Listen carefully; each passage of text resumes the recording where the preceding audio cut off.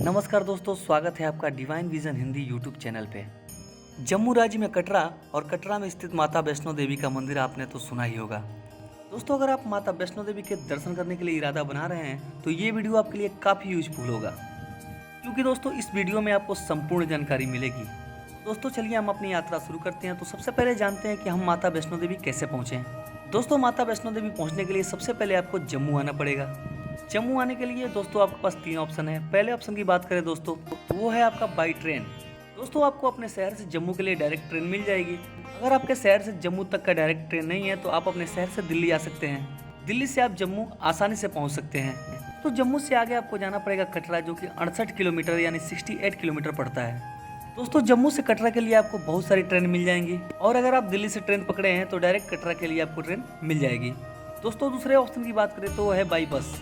बस से आप जम्मू होते हुए कटरा आ सकते हैं। तीसरे ऑप्शन की बात करूं दोस्तों तो वो है आपका फ्लाइट। दोस्तों सबसे नज़दीकी एयरपोर्ट है पठानकोट, लेकिन पठानकोट तक सारी फ्लाइट नहीं आ पाती हैं। उस सिचुएशन में दोस्तों आप चंडीगढ़ या अमृतसर एयरपोर्ट आ सकते हैं। वहां से आप बाई ट्रेन या बाई बस आ सकते हैं। चलिए दोस्तों, अब हम कटरा पहुंच चुके हैं। कटरा के बाद हमको अब क्या करना है? सबसे पहला प्रश्न ये आता है दोस्तों, अगर आपको कटरा पहुंचते पहुंचते शाम हो जा रही है तो मैं आपको ये रिकमेंड करूंगा कि आप उस दिन कटरा में रुक जाइए। अर्ली मॉर्निंग आप ट्रैकिंग करना स्टार्ट कर दीजिए माता वैष्णो देवी के दर्शन के लिए। दोस्तों कटरा में रुकने के लिए आपके पास 2 ऑप्शन है। पहला तो ये कि आप प्राइवेट होटल ले लीजिए, और दूसरा आप साइन बोर्ड में रूम ले लीजिए। दोस्तों प्रश्न ये उठता है कि ये साइन बोर्ड क्या है। दोस्तों साइन बोर्ड हमारा जो वैष्णो देवी का ट्रस्ट है, इस ट्रस्ट की तरफ से आपको रूम की सुविधा दी गई है। आप वहाँ पे भी रूम ले सकते हैं, वहाँ की फैसिलिटी अच्छी है। दोस्तों साइन बोर्ड का वहाँ पे रूम है और उस कॉम्प्लेक्स का नाम है निहारिका कॉम्प्लेक्स। दोस्तों अगर वहाँ पे प्राइवेट होटल की कॉस्ट की बात करें तो 400 से लेकर 1000 रुपये में आपको रूम मिल जाएगा। तो अगर खाने पीने की बात करूँ तो वहीं पे कटरा में आपको खाने पीने की बहुत सारी सुविधाएं मिल जाएंगी। खाने की बात करें दोस्तों तो वहाँ पे आपका पर थाली 80 रुपये से लेकर 100 रुपये तक पड़ जाएगा। चलिए दोस्तों, अब हम बात करते हैं कि हमको कटरा के आगे यात्रा से पहले और हमको क्या क्या चीज़ें करनी पड़ती है। तो सबसे पहला काम कि अगर हम यात्रा के लिए निकलते हैं तो सबसे पहले आपको यात्रा पर्ची निकलवानी पड़ती है। यात्रा पर्ची का मतलब है एक्सिस कार्ड। एक्सिस कार्ड हमारा कटरा से ही निकल जाएगा, जो बस स्टैंड के पास में ही पड़ता है। फिर आप ट्रेन से आ रहे हैं तो रेलवे स्टेशन पर भी काउंटर बना है, आप वहाँ से ले सकते हैं। इस यात्रा पर्ची का कोई शुल्क नहीं है, ये निःशुल्क है दोस्तों, तो आप आसानी से इसे निकलवा सकते हैं। चलिए दोस्तों, अब हम बढ़ते हैं आगे अपने वैष्णो देवी यात्रा की तरफ। अब हम बात कर लेते हैं दोस्तों कि हमको माता वैष्णो देवी के दर्शन करने के लिए किन किन जगहों को याद करना जरूरी है, क्योंकि वीडियो में आपको अभी इन सभी जगहों का नाम बताऊंगा। दोस्तों जहाँ वैष्णो माता का मंदिर है उस जगह को बोलते हैं हम भवन। दोस्तों भवन और कटरा के बीच में एक जगह है जिसका नाम है अर्धकुमारी। तो जो आपको पैदल यात्रा करनी है वो कटरा से नहीं करनी है, वो आपको ताराकोट मार्ग बाणगंगा मार्ग से करनी है। आपको ऑटो वाला बाणगंगा छोड़ देगा, और बाणगंगा से लेके भवन तक यानी माता वैष्णो देवी के दरबार तक जो आपकी दूरी रहेगी वो आपकी 12 किलोमीटर की ट्रैकिंग पड़ेगी।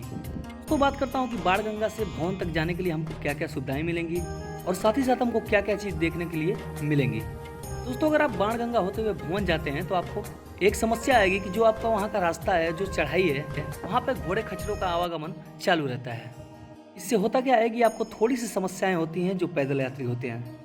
दूसरी चीज़ है कि अगर आप बाणगंगा के मार्ग से जाते हैं तो आप 2 चीज़ के दर्शन कर सकते हैं। पहला तो है कि आप बाणगंगा में वहाँ पे स्नान कर सकते हैं, और दूसरा माता के चरण पादुका का भी दर्शन करने के लिए आपको मिल जाएगा।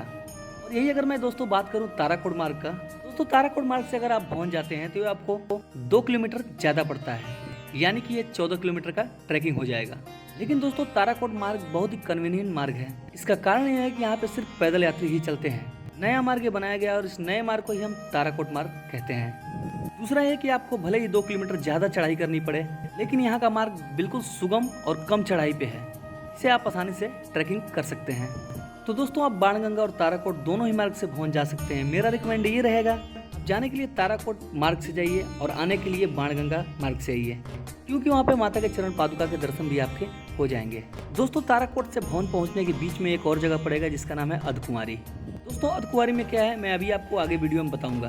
चलिए दोस्तों, अब बात करते हैं अगर आप घोड़े खच्चर या पिट्ठू से जाना चाहते हैं तो आपका ऑप्शन बाणगंगा है, क्योंकि मैंने अभी आपको बताया कि ताराकोट मार्ग से घोड़े खच्चर से आप नहीं जा सकते हैं। आप अगर आपकी स्वास्थ्य प्रॉब्लम है या फिर चलने में परेशानी है तो आप बाणगंगा मार्ग ही चुनिए।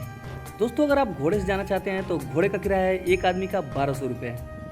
दोस्तों अगर मैं पालकी की बात करूं तो पालकी का रेट है आपका एक आदमी का 3200 रुपये।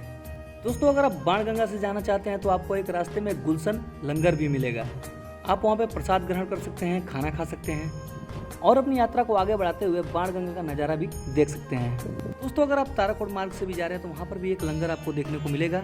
ये लंगर साइन बोर्ड की तरफ से संचालित किया जाता है। ताराकोट मार्ग से बात करें दोस्तों तो आपको हर सुविधा मिल जाएगी, जगह जगह पे होटल मिल जाएगा, प्राइवेट रेस्टोरेंट मिल जाएगा और वॉशरूम की सुविधा उपलब्ध रहेगी, इसलिए आपको कोई परेशानी नहीं होगी। चलिए दोस्तों, तो सबसे पहले आपको पहुँचना है अर्धकुंवारी। चाहे आप पैदल जाइए, चाहे घोड़े खच्चर से जाइए या पालकी में जाइए, जैसे आपको सुविधा अच्छी लगे उससे जाइए। अगर टाइम की बात करें दोस्तों तो पैदल यात्रा अगर कर रहे हैं तो 7 से 8 घंटे लग सकते हैं। चलिए दोस्तों, अब हम बात करते हैं कि अर्धकुंवारी हम पहुंच चुके हैं। दोस्तों सबसे पहले प्रश्न ये आएगा कि हम अर्धकुंवारी में क्यों रुकें। दोस्तों अर्धकुंवारी में रुकने के लिए आपको 2 कारण हैं। पहले कारण की बात करें तो वो है गर्भगृह। दोस्तों गर्भगृह में माता ने 9 महीने रह के गुफा में बिताया था। दूसरा ये कि वहाँ पे आरती होती है शाम को 6 बजे, सुबह 6 बजे, तो आरती में भी आप सम्मिलित हो सकते हैं। आरती और गर्भगृह का दर्शन जरूर करना चाहिए, इसीलिए मैंने कहा कि आप अर्धकुंवारी में रुकिए। गर्भगृह में जाने के लिए दोस्तों आपको एक टोकन मिलेगा और टोकन में आपको 6 से 8 घंटे लग जाते हैं, क्योंकि गुफा ज़्यादा संकरी है, इसलिए वहाँ दर्शन करने के लिए लोगों को बैच में भेजा जाता है। अगर दोस्तों आप नवरात्रि के समय में आते हैं तो आपको 10 से 12 घंटे भी लग सकते हैं। दोस्तों अगर अर्धकुंवारी में रुकने की बात करें तो वहाँ पे आप डॉर्मेट्री ले सकते हैं, रूम ले सकते हैं। अगर ये दोनों चीज़ें आपको नहीं मिल रही है तो आप हॉल में रुक सकते हैं। हॉल में रुकने पे आपको एक कंबल मिलेगा। कंबल का किराया 100 रुपये है, लेकिन ये 100 रुपये आपका रिफंड हो जाएगा जब सुबह आप कंबल लौटा देंगे। चलिए दोस्तों, अब बात करते हैं कि हमारे पास बेस्ट सीजन कौन सा है माता वैष्णो देवी के दर्शन करने के लिए। दोस्तों अगर आप भीड़ भाड़ नहीं चाहते हैं तो मैं आपको ये रिकमेंड करूँगा कि आप नवरात्रि वाला सीजन छोड़ दीजिए। दोनों नवरात्रि में माता वैष्णो देवी के धाम में बहुत ज़्यादा भीड़ होती है। और दूसरा है कि मानसून में भी आप यहाँ पे आने का प्लानिंग न बनाएं, क्योंकि कभी कभार वहाँ पे लैंडस्लाइड की प्रॉब्लम हो जाती है। ट्रैकिंग के दौरान लैंडस्लाइड होने से रास्ता बंद हो जाता है, जिससे आपको काफ़ी प्रॉब्लम हो सकती है। तो आप किसी भी समय आ सकते हैं इन दिनों को छोड़ के। चलिए दोस्तों, साथ साथ ये भी प्लान कर लेते हैं कि हमको कितने दिन का प्लानिंग करना चाहिए माता वैष्णो देवी के दर्शन के लिए। तो दोस्तों आप अर्धकुंवारी के गर्भगृह में दर्शन करना चाहते हैं या माता की आरती में सम्मिलित होना चाहते हैं तो आप 3 दिन का स्टे बनाइए। दोस्तों मैंने ट्रेन और यहाँ आने का दिन ऐड नहीं किया है, मैं सिर्फ इतना कहना चाहता हूँ कि 1 दिन आपका ट्रैकिंग करने के लिए, 1 दिन आपका अर्धकुंवारी में रुकने के लिए और तीसरे दिन आपका वापस कटरा जाने के लिए। चलिए दोस्तों, अब हम बात करते हैं अर्धकुंवारी से भवन की तरफ बढ़ने के लिए। दोस्तों अर्धकुंवारी में अगर आप थक चुके हैं, आपका चलने का साहस नहीं है, तो वहाँ पर भी आपको घोड़े खच्चर पालकी की सुविधा मिल जाती है। दोस्तों अर्धकुंवारी से जो घोड़े वाले किराए लेते हैं वो लेते हैं 600 रुपये। बात करूँ मैं पालकी का तो पालकी वाले लेते हैं 1700 रुपये। तो आप घोड़े खच्चर या पालकी से जाना चाहते हैं तो आराम से भवन तक जा सकते हैं। दोस्तों दूसरे ऑप्शन की बात करूँ तो वहाँ पे बैटरी कार भी चलती है। दोस्तों ये सुविधा पहले नहीं थी, ये सुविधा 2017 से चालू की गई है। तो अगर इसकी किराए की बात करूँ तो 350 रुपया पर पर्सन ये लेते हैं। चलिए दोस्तों, इसी के साथ हम हेलीकॉप्टर की भी बात कर लेते हैं। दोस्तों अगर आप हेलीकॉप्टर से श्री माता वैष्णो देवी के दर्शन करना चाहते हैं तो कटरा से 2 किलोमीटर आगे आपको कटरा का हेलीपैड मिलेगा। दोस्तों कटरा से आप हेलीपैड ऑटो के माध्यम से जा सकते हैं, हेलीपैड से आपको हेलीकॉप्टर मिलेगी। दोस्तों बात करते हैं कि टिकट कहाँ से मिलेगा, तो ये टिकट किसी भी प्रकार से ऑफलाइन नहीं मिलेगी, आपको जो भी टिकट मिलेगी ऑनलाइन ही मिलेगी। दोस्तों आप माँ वैष्णो देवी.org पे जाके बुकिंग कर सकते हैं। दोस्तों आप कटरा से उड़ान भरते हैं तो हेलीकॉप्टर वाला आपको ले जाकर उतारेगा सांची छत। सांची छत एक हेलीपैड का नाम है जो एक जगह बना हुआ है। दोस्तों सांची छत से अगर हम भवन की दूरी की बात करें वो आपको 2 किलोमीटर पड़ेगा। ये 2 किलोमीटर जो है आप इसे पैदल भी जा सकते हैं या घोड़े खच्चर के माध्यम से भी जा सकते हैं। घोड़े खच्चर वाले इस 2 किलोमीटर का चार्ज 200 से 250 रुपये पर पर्सन लेते हैं। अगर दोस्तों हम हेलीकॉप्टर की किराए की बात करें तो आपको अगर कटरा से सांची छत जाते हैं एक बार तो इसका किराया आपको 1730 रुपये होता है। यही दोस्तों अगर हम बात करके आप कटरा से सांची छत और सांची छत से कटरा वापस आना चाहते हैं इसका किराया आपका 3460 रुपये होता है। यही पैदल यात्रा करते हुए जय माता दी का जाप करते हुए माता वैष्णो देवी का स्थान यानी भवन आप पहुंच चुके हैं।